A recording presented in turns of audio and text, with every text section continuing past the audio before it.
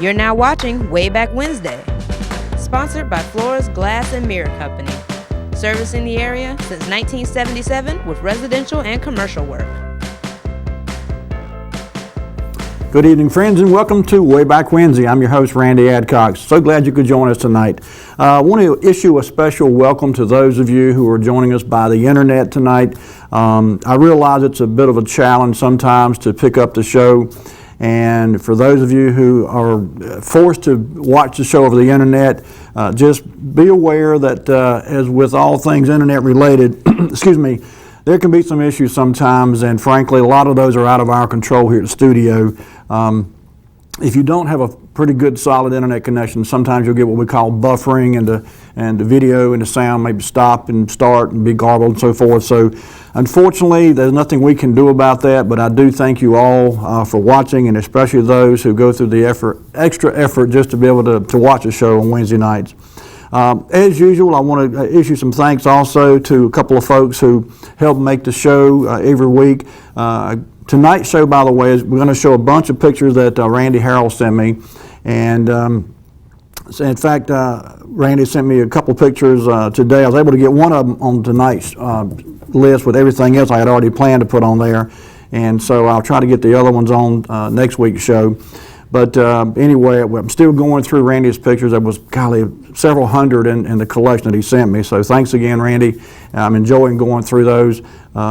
We have some of the same pictures, obviously. I've got a fairly large collection too, but I'm going through and picking out the ones. And it's entirely possible that some of the ones you're going to see tonight, folks, we may have seen before because, as I said, some of the same pictures that I had in my collection, Randy had in his. And so I'm trying to avoid duplicates, but there may be some. So just bear with me there. And as usual, I want to thank Eric Dawson. Eric comes by and sees me a couple times during the week, and he'll call me, and we chat over the phone and in my office. And of course, for those that watch the show regularly, you know Eric calls in quite often, and I always enjoy hearing from him. He's always brings something worthwhile to the show. And again, the number, by the way, is 252-407-1111. And love to hear from you anytime during the show. If you'd like to share a memory with us, or if you've got a comment to make, feel free to give us a call. And if you've got pictures you'd like to see us show, or some kind of historical artifact, feel free to give me a call. You can reach me at 252-883-1123, or you can email me at randy@csorm.com. That's randy@csorm.com. Okay, with that being said, I want to start off tonight with a picture. This is, again, for the most part, all of these are from Randy. There's a couple in here that I added just to kind of add to the picture context. But this first one is actually from 1967, and it's the Board of Governors of the Brothers of the Brush. And for those that remember, in 1967, Rocky Mount had our 100-year Centennial celebration. And I remember this. I was kind of young, admittedly, but I do remember this. And a lot of the men in town opted to grow a beard or a mustache. The ladies dressed up in the attire of that time frame. There were events all over town. There were special gatherings. Just a lot of good fun. And this group here, I originally thought my dad was in this group, and I spoke with him earlier this week, and he said he does not remember being in this group, so maybe I was mistaken. But this is just one of many groups that were comprised of local gentlemen and young men who chose to participate in the celebration of Rocky Mount's 100-year anniversary. And so, again, this is just one group. There were several. Lee, I don't know if you can zoom in on this or not. Some of these folks looked awfully familiar to me, so if you can zoom in for a minute, we'll just give folks a minute or two and see if they spot anybody they recognize. I can't say that I did. I zoomed on there early tonight from my office and just to see if I could spot anybody, but this picture is obviously 50 years old or thereabouts, and so I'm sure a good many of these gentlemen here have since passed away. And frankly, it doesn't, when you zoom in but so much on it, it does tend to get a little bit grainy. So if you see anybody you recognize and you want to say, hey, or that's my father or my grandfather or somebody, or that's me, 407-1111 is the number. We'd love to hear from you. Okay, Lee, I'll tell you what then, let's go ahead to our next picture. And this next picture is actually a beautiful picture. I think it would make a gorgeous picture framed. And some of you may recognize this. This is actually the old, what's commonly called Bienvenue. This is the home of, it was originally built in 1844 by Redmond Bunn. And in later years, it was enlarged and remodeled quite a bit by his son. That happened around 1889, I understand. His son was Benjamin Bunn, by the way. But Redmond Bunn built the house originally in 1844. His son remodeled it somewhere around 1889. And this picture, I'm not exactly sure, but I believe this picture was taken somewhere around 1965. It's just a gorgeous picture. The snow covers part of the house, so you lose some of the detail in this picture. But it's a good image to look at. And the next picture, I've actually found this picture online. Lee, if you go ahead to the next picture, this next one is a more obviously no snow on the ground, a more modern picture, and you can see the remodeling that was done. But again, this was what Bienvenue was named for. This is the home place of the Bunn family, and the whole Bienvenue area was named for this right here. So Bienvenue Road, that whole area out there. Okay. All right, let's get to the next picture, Lee. This next one is actually from, you recognize this, Bob Melton's, and we've seen over the years several different pictures of Bob Melton's. This is one I did not remember seeing, however. And again, these are pictures from the collection that Randy Harrell sent me. And I was actually down by Bob Melton's today. I rode down that way. I had to go somewhere on North Church Street, just took a little gander there through down Ridge Street and went down to the end of the street down there and then turned right, went up to Church Street. But I noticed they've actually put a little park down there where Bob Melton's used to be, and it's kind of neat. They've got park benches you can sit on. The old well, or natural spring, I should say, is still there. And I remember going down there as a child and going in there and sipping water from that spring. The next picture, Lee, if you would, let's go ahead and go to that one.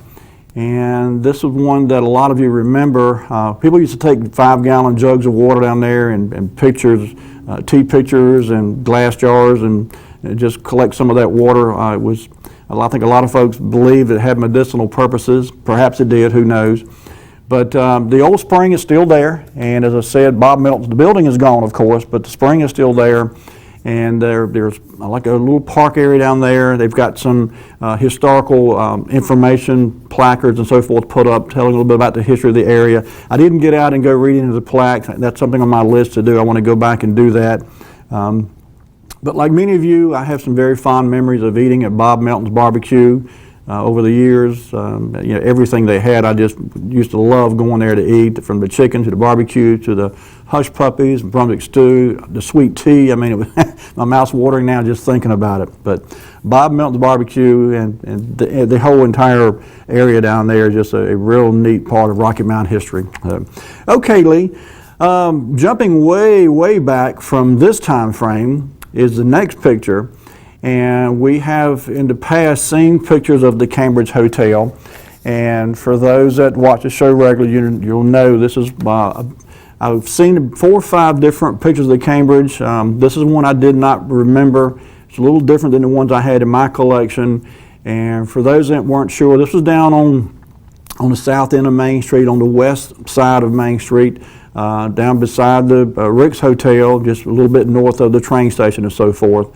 And I can't say I remember the Cambridge. I'm not sure when it was torn down. It may have been before my time. This picture was actually dated 1936, and so I'm not sure how long it stood after. And I know there was some, last week or before last perhaps, we showed some pictures of the old Copeland's Ladies Department Store that was right beside, or I think part of it was actually in this building, and it had collapsed, and I want to say that was in the early 60s maybe. I'm not sure exactly the time frame of that happened, but I'm guessing that it was sometime in that time frame that the Cambridge Hotel was demolished. I do remember reading that toward the end it was in really bad shape. There was just some serious structural issues with it. It was water leaks, and just, I mean, it was condemned, frankly, before it was torn down. So, but anyway, this is just a neat picture of the Cambridge Hotel, that one of Rocky Mountain's bygone buildings downtown Rocky Mount. Okay, let's go to the next one then, Lee. This picture here was actually dated 1968, and it was identified as being a ribbon cutting. Obviously, I think that's Mayor Menzies there. Someone correct me if I'm wrong. It's been a while since I've seen a picture of the mayor, but I think that's who that is, holding the scissors there. And they're obviously holding a reel of film there, and I'm not sure what the occasion was, but in 1968, this was taken inside the Center Theater. My guess is probably either Bugs Behringer or Charlie Killebrew, one of the two would be most likely the person who took this picture. But there was no other context with the picture other than it was identified as Center Theater ribbon cutting 4/25/1968, or April 25th, 1968. I'm not sure who the other people are, and I'm not positive, but I think that's Mayor Menzies there holding the scissors in the middle of the picture. So, okay, the next picture, Lee, there you go. This is actually Dr. Clyde Menzies. Maybe you remember he was a dentist here locally back in the 50s and 60s. And I was not aware until I was doing some research for tonight's show. This picture was actually captioned as Clyde Menzies, President ADA. And so that didn't ring a bell with me at first. I had to do a little bit of digging and research, and lo and behold, ADA, as I now know, is the American Dental Association. And our local Clyde Menzies, dentist, was the president of the ADA at some point. And I'm not sure what this shotgun is he's holding here, but in any case, I'm guessing this was in his dental office, dental practice, in maybe the lobby of the waiting area. I don't think I ever went in his office. I don't recall ever paying him a visit, and I'm not sure he was still practicing medicine when I came along. Well, dentistry, I should say, not medicine, but dentistry. But, and I was wondering, maybe someone knows, I feel almost certain there is some kind of family connection between Tom Menzies and Harold Menzies and Clyde Menzies, but I honestly don't know what that connection is. I don't remember ever hearing. So if anyone knows, give us a call, 407-1111. And one thing I meant to do at the top of the show, and I did not. Just want to make sure we got dial tone. So last week I went several minutes and didn't have any dial tone. I didn't realize it. So we do have dial tone, so we can take your calls tonight. Okay, where are we at? Okay, Clyde Menzies is president of ADA, and it was just captured in 1950s, 1960s. So, okay. All right, Lee, let's go then to the next picture. And this was taken inside the Cokie Road Superette, and it was dated 1968.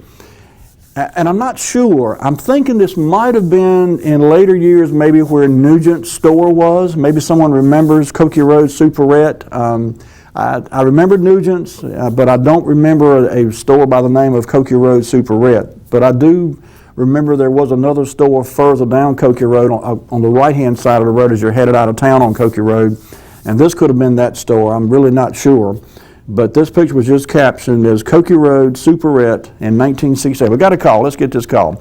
Hello, caller. You're on the air. All right. That picture you're looking at right there, that lady that's in that picture is named Evelyn Gupton.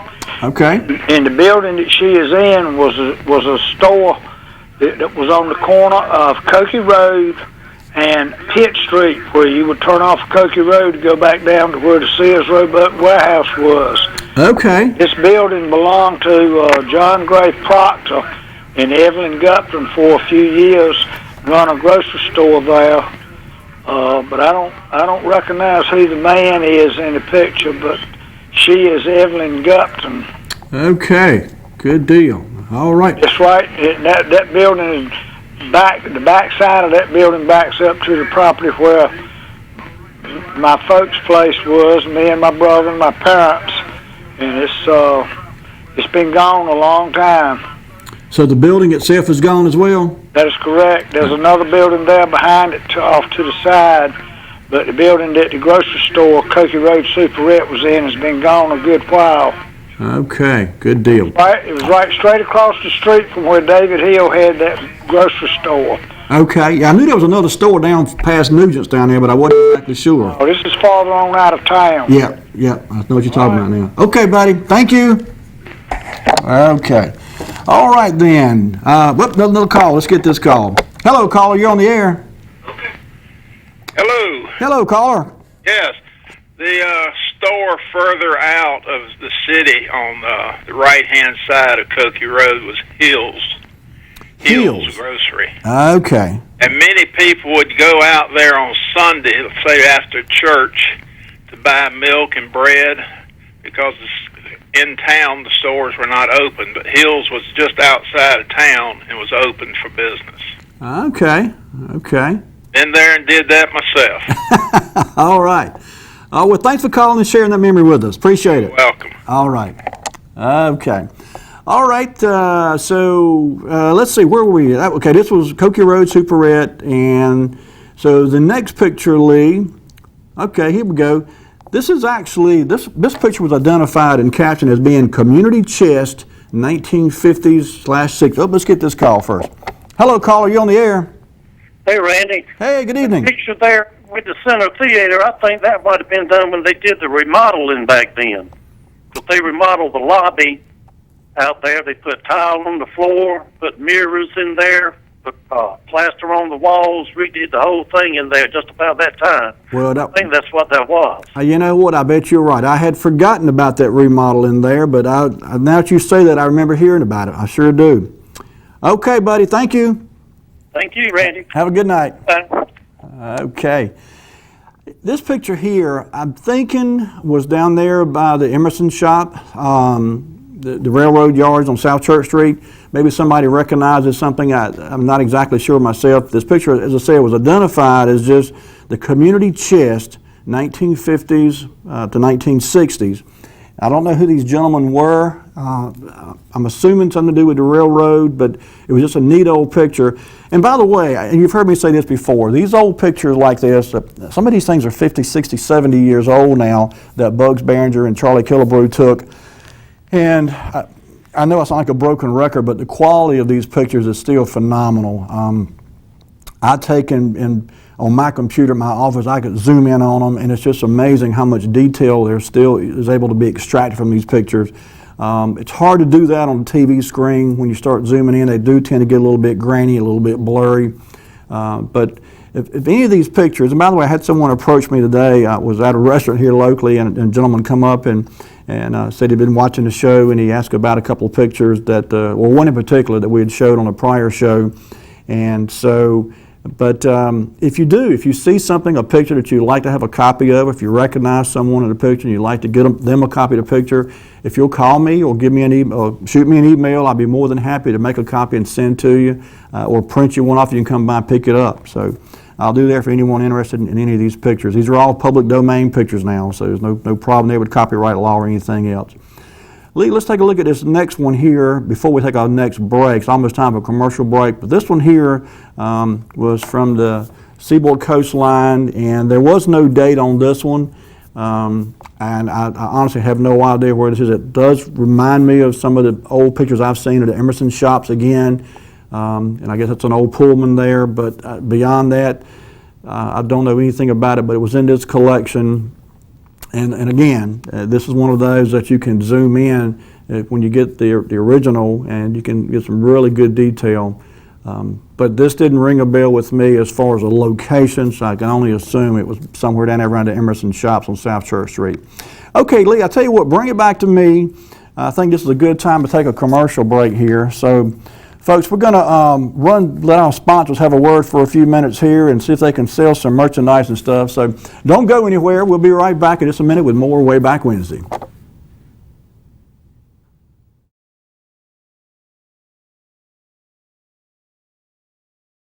Wayback Wednesday, sponsored by Flores Glass and Mirror Company, servicing the area since 1977 with residential and commercial work.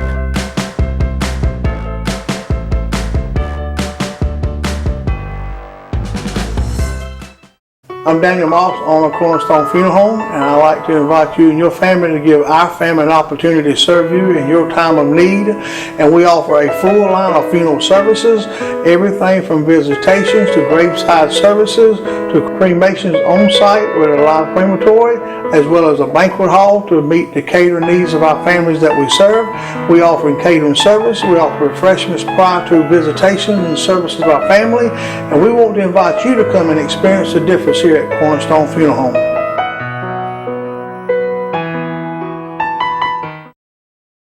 When faced with special care needs for elderly or disabled loved ones, families want compassionate, comforting care.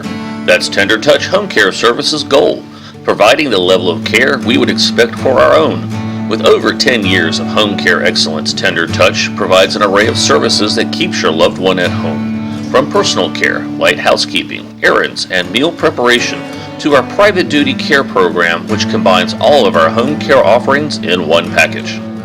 Tender Touch Home Care Services, where your needs are our concern. We're in our 18th year of practice at the Hammer Chiropractic Center, and we've seen over 15,000 different people in the Rocky Mount area. 40% of headaches actually come from a neck problem. Many patients come in taking multiple aspirin, over-the-counter medications and such a day, and we can get you to stop doing that and actually fix the problem so the headaches don't rise anymore. A lot of people think chiropractic hurts. It does not. Most of the people come in and they feel great when they leave. You're now watching Wayback Wednesday, sponsored by Flores Glass and Mirror Company, servicing the area since 1977 with residential and commercial work.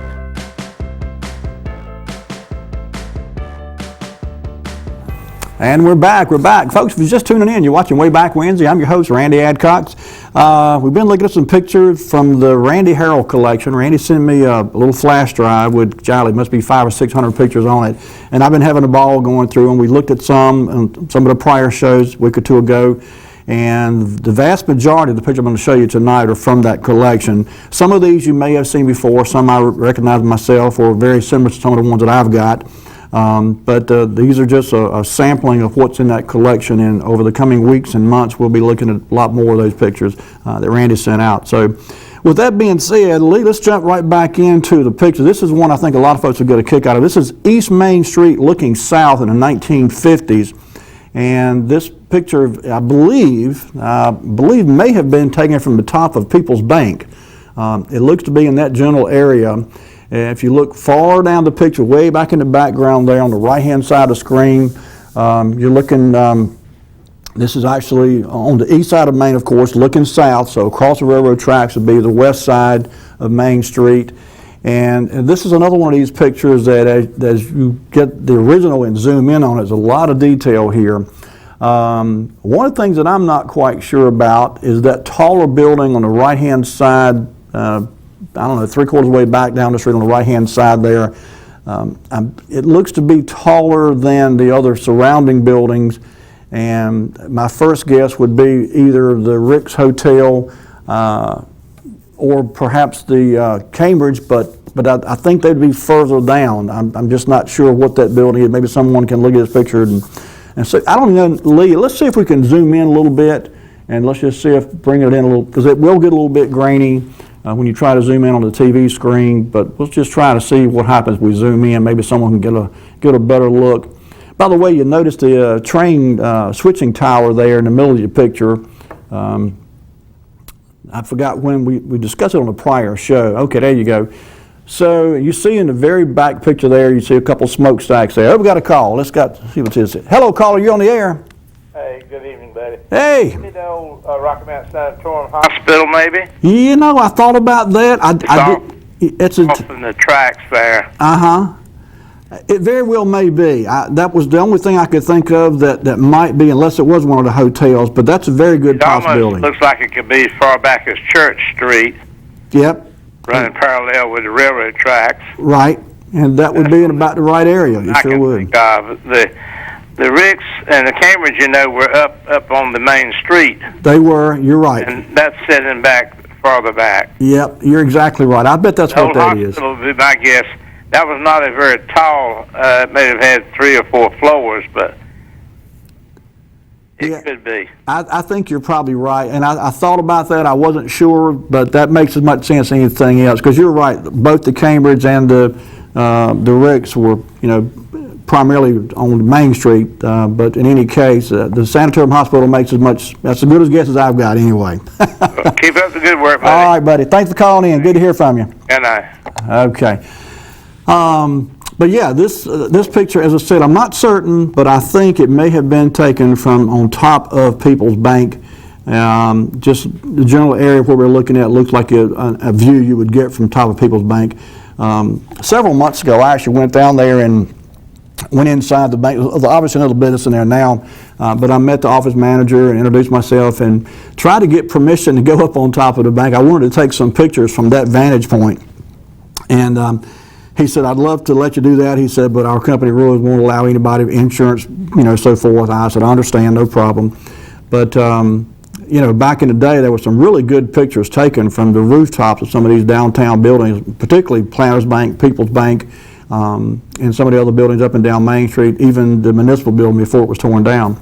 But again, I'm not sure that was no caption relating to where this picture was taken from, but my guess is probably the top of the People's Bank there. And I think Harold was right. I do believe that taller building there, kind of the background, looks to be more over on the Church Street side, so I'm guessing that probably is a sanitarium hospital. But like I say, down the distance there, you can see right down South Main Street. Pretty good view of the west side of Main Street anyway. Okay, let's go to the next one, Dan. Oh, we got a call. Let's get this call here. Hello, caller. You on the air? Yes, if you get time, back to that railroad car sitting beside the shop down at the railroad. All right, we can do that right now. Lee, if you would, back up a couple frames to that picture of that railroad car. Right there, the one you're talking about, sir? Yeah. Okay. Did you have a comment about that picture?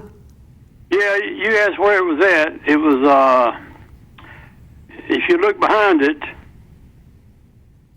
on the right side. Yes, sir. There's the coach shop over there where they worked on rebuilding the steel cars. Okay. This one on the track over here is what they call the lightweights. It was made out of stainless steel. Okay. And that building there, where it's sitting beside, they call that the trim track. After it's been in the shop, repaired, and it's stuck out there for inspection. So is this still considered part of the Emerson shops? Yeah, it's if you go in Arlington Street. Yes, sir. The parking lot. Yes, sir. If you park, all the workers parked in that lot, and you walk right by that car going over to the coat shop. I see. Okay. Now upstairs was the upholstery shop. Okay. Yeah, the upholstery work for those cars. Where they recovered seats and so forth? Yeah. Okay. Now down, first floor down all the way to your left, far left, out there to the street, is where they put the stainless steel cars in for repair. It looks like that one has been in the shop, and then between those two buildings is a pit where the cable, where the crane moves them in and out. So that one has come out of the shop, rolled up to the front, and then shoved down there for inspection. And so it would continue further down the track to the right in this picture to go back into service, is that right? Well, I mean, once they finish the inspection on it, would it continue to roll on down, or would it come back this way toward the left of the picture? But they usually found a few things to fix, and I don't know what they did with them then, but there was, tracks everywhere. So it probably went on forward and back out on where they parked them at. I got you. Okay. Well, thank you for calling in. I figured it had to be somewhere down there in the Emerson Shops area, but I really wasn't sure, and I appreciate your recollection and sharing with us all what you remember about this picture. Okay. Have a good night. All righty. There you go, folks. If you watch this show, you'll learn something every week. Hope we got another call. Let's get this call. Hello, caller. You on the air? Yes, sir. I agree with the caller about the shops, and that is what the railroad in those early days did here in Rocky Mount. They repaired and fixed those cars. I just wonder what the significance was of that particular car that might have caused the picture to be taken. I had some uncles that worked at the railroad shops in those days, and I heard them talking constantly about the presidential car or the president's car. The president in those days of the railroad companies had their own private car when they traveled, and of course I heard it was pretty fancy. I just wonder if this might have that significance. Now, when you say president, you don't mean the president of the United States. You mean the president of the railroad company. Gotcha. Yeah, and when he would travel, he traveled in style, of course. Sort of similar to maybe the way the president travels. I got you. Okay. That's very possible. That you were talking about earlier that you flashed back from downtown, and we talked about it may be the old hospital over there. The position of that camera, I believe, is farther north than People's Bank. You think it might be? Okay. Yes, and I think it could be the old municipal building where they had a fire tower, if you recall. That's right. Fire tower with a bell in it where the fire department was located. That's exactly right. In those early days before the new town hall. Mm-hmm. It seems to be further back north because it pretty much gets that last block of the... That's, you know what, I bet I hadn't thought about that, but you're right. That tower that bell was in was used quite often for... And that would be a good vantage point. It sure would. Okay. All right, buddy. Thank you. Bye. All righty. Okay, Lee. So let's go then, fast forward, if you would, and we'll go to, there you go. There's the picture. There's a, okay, broader view. So the next one then, this picture here, and this is a mystery about this next picture too, so maybe somebody can look at it. Okay, if you notice this picture, these people are walking down this sidewalk obviously, and that's the Firestone building to the right there behind them. Now, I'm going to show you in a minute where this building is, because the building itself is still in existence. It's down on Church Street, and I'll show you a picture of that in a minute.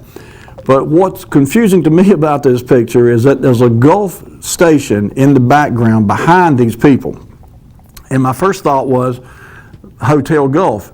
But this Hotel Gulf, I don't think would, I mean, I can't get in my mind, I can't figure out the angle that would allow the Hotel Gulf to be at this angle, because with the Firestone building being on the right-hand side, if you're headed north on Church Street, the Gulf station, the Hotel Gulf would have been behind you. It would have been further south on Church Street.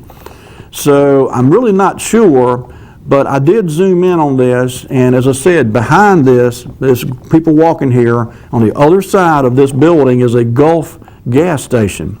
Now, Lee, if you would, let's go to the next picture briefly. We may come back to this. If anybody's got any thoughts, give us a call. And by the way, I just thought this was neat. I went to the 1952 Rocky Mount City Directory, and I was looking to find where the street address was of Firestone. And I actually did find it. I'll show you that in a minute. But this popped out at me. If you look down there, there was a fellow named Kirby Everett that was an attendant that worked at the Firestone store. He was from Battleboro, and Kirby is passed on now, but he and his brother started the company over in Battleboro, EB Trucking, EB Grain Company, and went on to be very successful. They own a bunch of these refrigerated warehouses up just a little bit north of Battleboro on the right-hand side, and that whole family has done very, very well over the years. And I was just amazed that Kirby back in 1952 was working as an attendant at Firestone. That just, when I saw that name, it jumped out at me. But anyway, so let's go to the very next picture, Lee, which is also an advertisement. And there you go. Firestone Stores, Hal Thurston was the manager.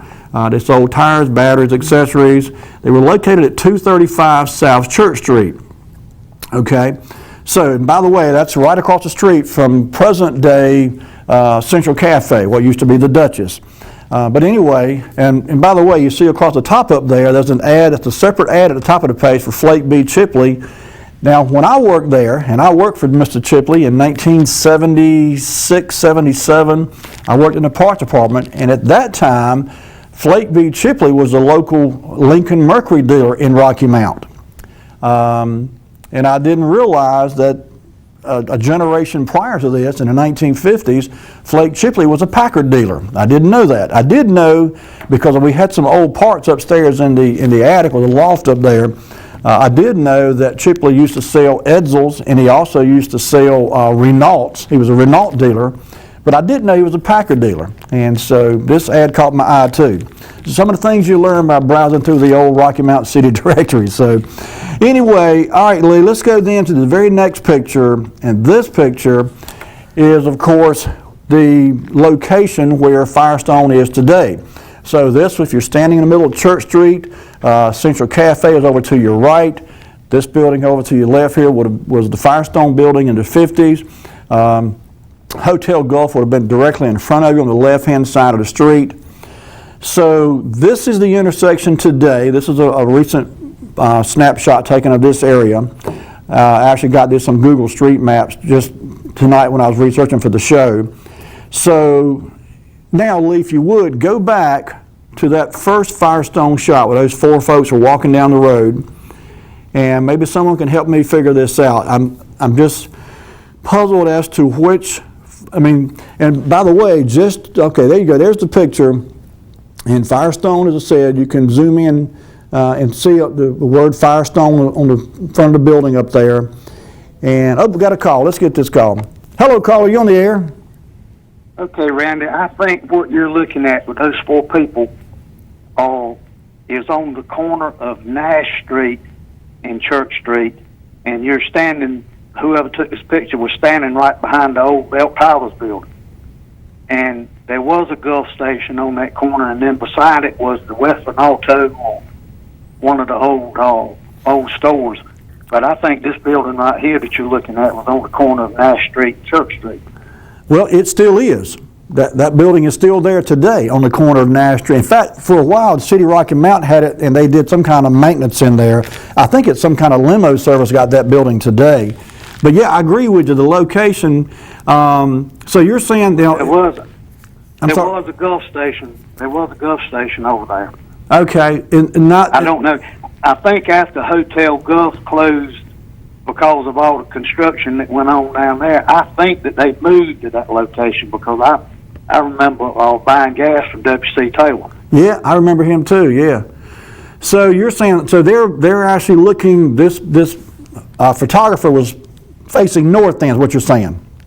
Is that right? No, he was facing west. He was standing in the Belt Tower, the old Belt Tower covered walkway there.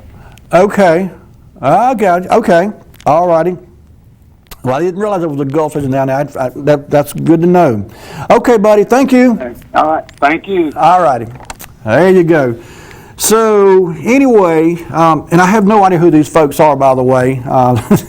And I don't know if they've just been in Firestone or just walking down the street and happened to be coming past Firestone. But like so many of these old pictures, you can spend an hour looking at one picture, going and zooming in. Just inside the display window, there's an old bicycle, like what I used to call a Paperboy Special. It's got the great big old balloon tires on it. In fact, even there's a reference to it in that flyer in the window there about the balloon tires on the bicycle. But in any case, all of these old pictures like this, there's just so much detail, and like I say, you can zoom in, you can pan left and pan right, you can spot things in the background. So it's a lot of fun to go through and look at these old pictures and try to figure out what you're looking at there. I tell you what, Lee, bring it back to me. This is a good time to take our next commercial break, and when we come back, we're going to go down to 5 Points, downtown Rocky Mount, and look at some pictures down there. So folks, if you need a little bathroom break or maybe a little snacky poo break, go ahead and take care of that little business, and we'll be right back with more Wayback Wednesday.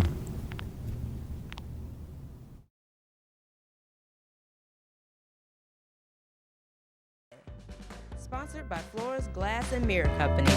Servicing the area since 1977 with residential and commercial work.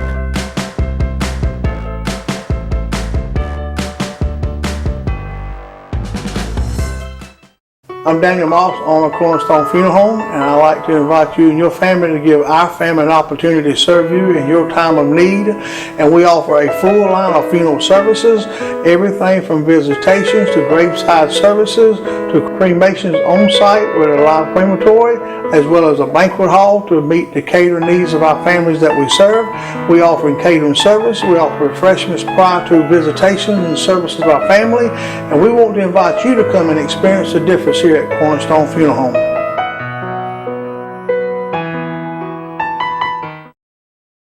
When faced with special care needs for elderly or disabled loved ones, families want compassionate, comforting care.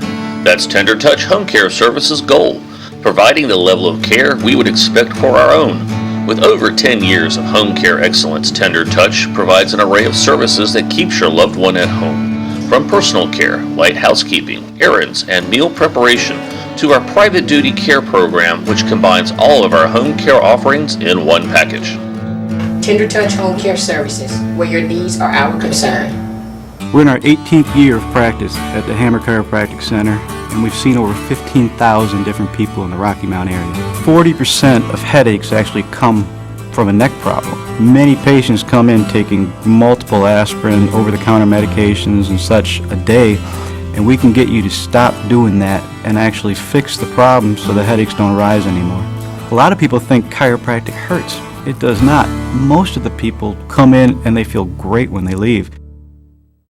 You're now watching Wayback Wednesday, sponsored by Flores Glass and Mirror Company, servicing the area since 1977 with residential and commercial work.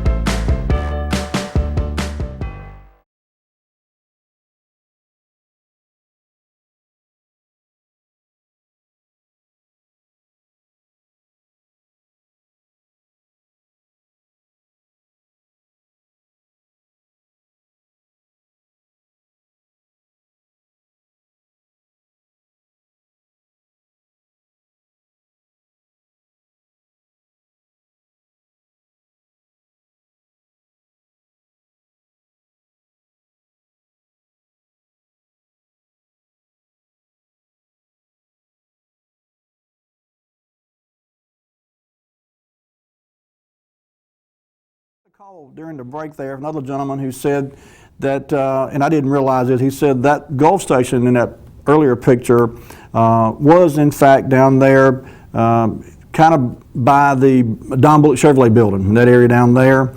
And so that kind of jives with everything that other caller said too.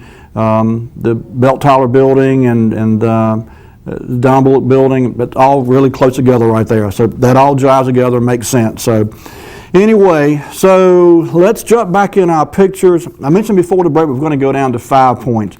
We'll show you a picture here in a minute that we have seen quite a few similar pictures, but this is one I did not remember of what some folks refer to as the Offer Building. Some call it First National Bank. It was originally the First National Bank. But anyway, let's go ahead and jump into the pictures then, and we'll take a look at this one and this one. There you go. What you're looking at here is you're looking west down there at 5 points. That's Washington Street going left and right across the screen there. The corner building, of course, is what a lot of folks call the Offer Building. It's also the First National Bank. It's currently the home of Lorima Coffee Shop. They've got a coffee shop down on the bottom floor. I understand that the second and third floors are being remodeled and will eventually become office space. Oh, we got a call. Let's get this call. Hello, caller. You on the air? All right, that bank building right there, as I understand it went belly up during the Depression. Is what become of that bank, First National Bank, or whatever the name you called it. And it's right there at 5 points. Yep, I've heard that same story. That is correct. I've heard, I read it somewhere, as a matter of fact, too. But you're exactly right. It did during the Depression. The bank went belly up, and I'm not sure how soon after that it came into possession of Mr. Alford. Some years later, I'm guessing. I think there's been several businesses and operations in there since then. But that is correct. Yes, sir. All right. Okay. Thank you. All right. So as you can see, again, you're looking west, standing at 5 points down there. May and Gorham Drug Store will be kind of to your immediate right over here, over your right shoulder. You see the People's Bank building there on the right-hand side of your screen. And then it'd be Main Street there. You cross over the railroad tracks, and that building on the far right-hand side of the picture, of course, be on the other side of the railroad tracks, would be Planters Bank. So right there in a one-block section, you've got First National Bank, People's Bank, and Planters Bank, all right there, literally within walking distance of each other. And, we've got a call. Let's get this call. Hello, caller. You on the air? Hello again. Yes, sir. I hate to call back again, but on that Offered building, yeah, I know a little history might be interesting. People's Bank used that building, that lower level part of that building, for a number of years for their consumer credit, which is basically finance their automobiles in the 50s and 60s. And it was, I think, prior to Alfred moving up there, because Alfred actually had an insurance office down beside the post office. Right. East of that building. So I think Alfred moved up there probably in the 70s or 80s. Okay.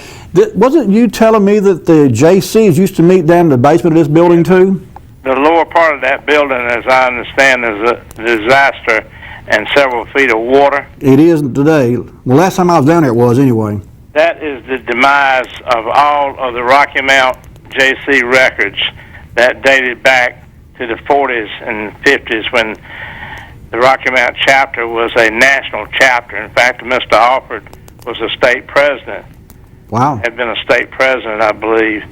And several people in Rocky Mount had been very involved and active in the JCs the years like when the Riverside train was set up. Mm-hmm. And they had won like the national top award for the nation or national JCs. And so all of those plaques and scrapbooks, memorabilia was destroyed, according to Ward Sutton's testimony anyway. It was a place to store the equipment, the JC the records memorabilia when we moved from Franklin Street, moved actually sold that property. But that is what happened to most of those historical artifacts that we in JCs thought quite a bit of.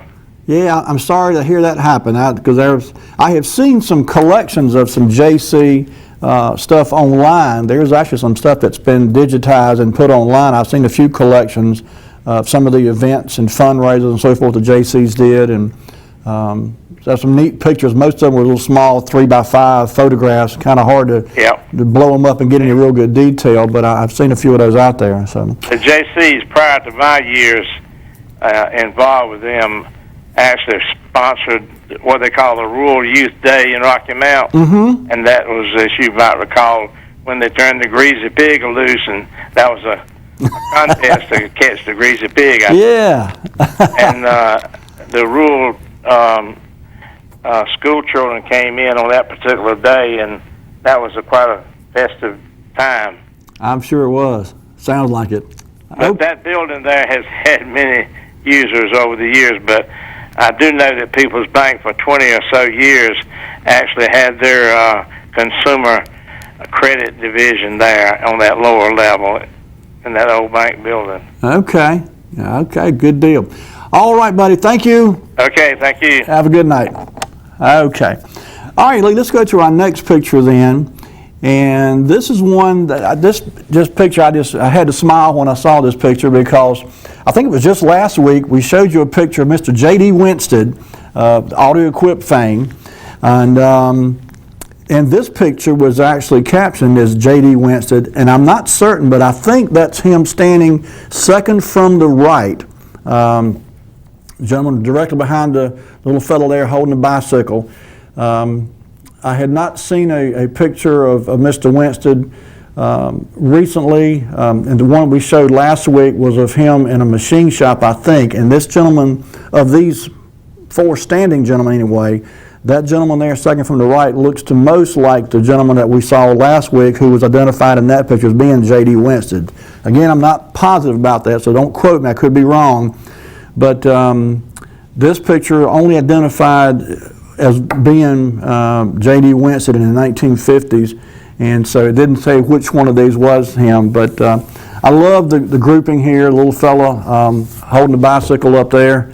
It's a neat old picture, a lot of character, to use an old saying. So anyway, okay, Lee, let's go to the next picture then.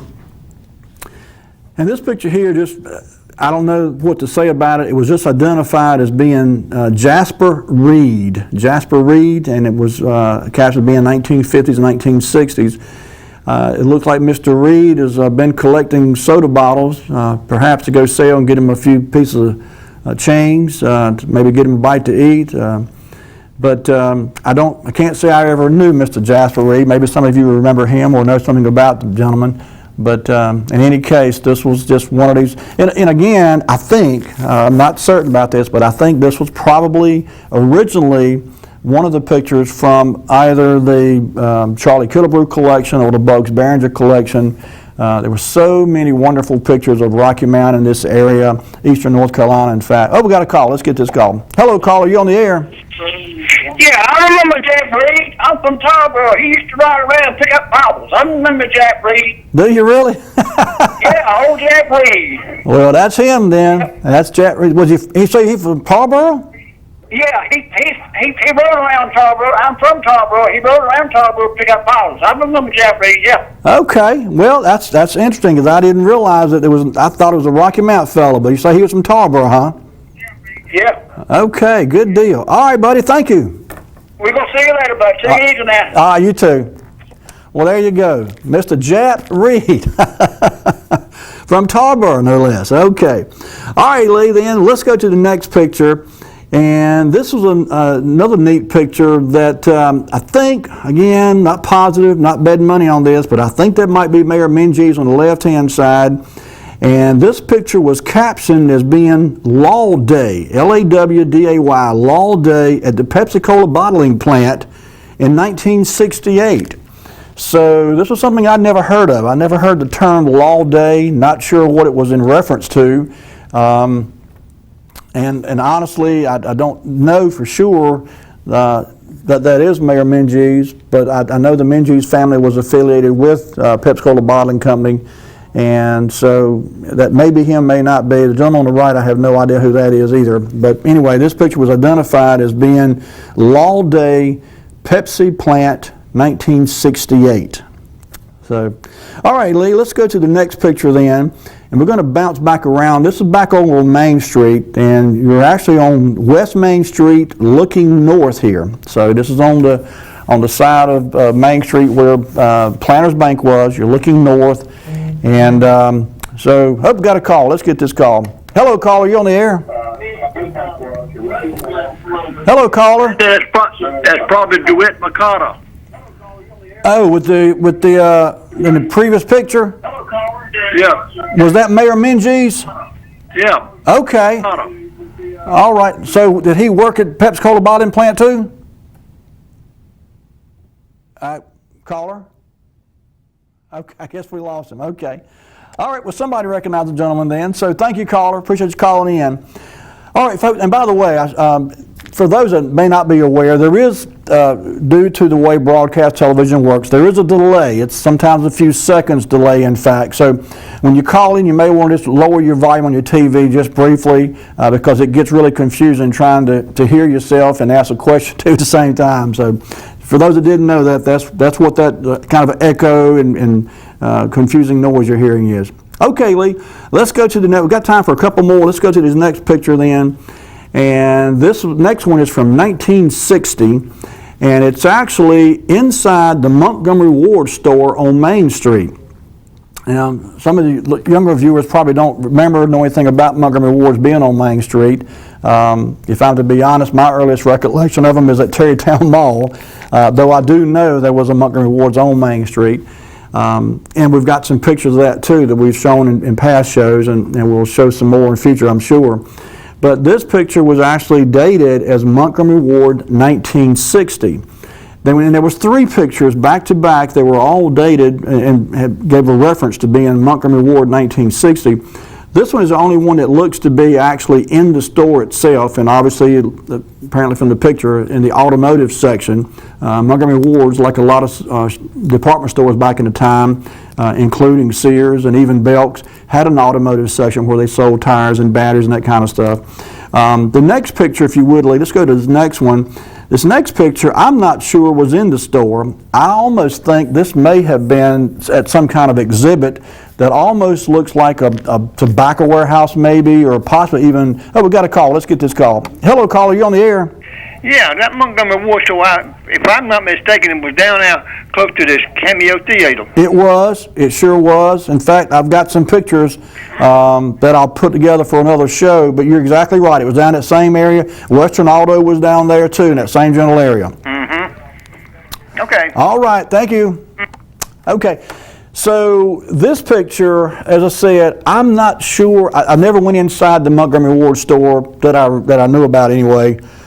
when it was over on Main Street. So this doesn't look to me to be anything like I would expect the inside of that store to be, which makes me think it could have been some kind of exhibit, perhaps at a fairground. Oh, we got a call. Hello, caller, you on the air? All right, that picture you're looking at right there about the Montgomery Ward's display and whatever, as high as the ceiling and all is, gives me an indication it might have been a picture taken that was down there at South Rocky Mountain, one of those tobacco warehouses back in the 50s when they had what was called the Better Living Expositions, where different businesses and whatever in town would set up down there, and the public was in attendance to it. Not sure, but that's just the way that draping all up there, it just kind of jumps out at me a little bit. You know what? I would venture a guess that you are exactly right. That would make sense. These are appliances on display here. I see a stove on the right, some refrigerators in the background. I see a TV in the foreground down there. So I bet you're exactly right. And while we're looking, Lee, go ahead to the next picture, because this next picture seems to be in the same building, same warehouse. And who knew Montgomery Ward used to sell boats and boat motors, no less, and boat trailers. Those pictures are both very atypical of what you would have seen at that presentation in Rocky Mount that was known as the Better Living Exposition.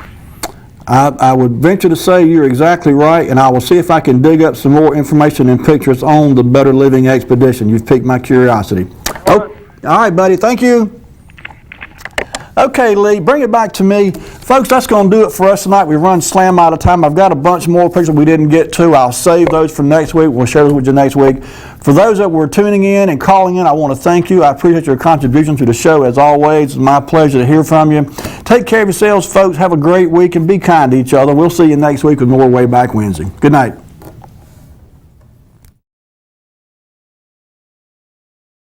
You're now watching Wayback Wednesday, sponsored by Flores Glass and Mirror Company, servicing the area since 1977 with residential and commercial work.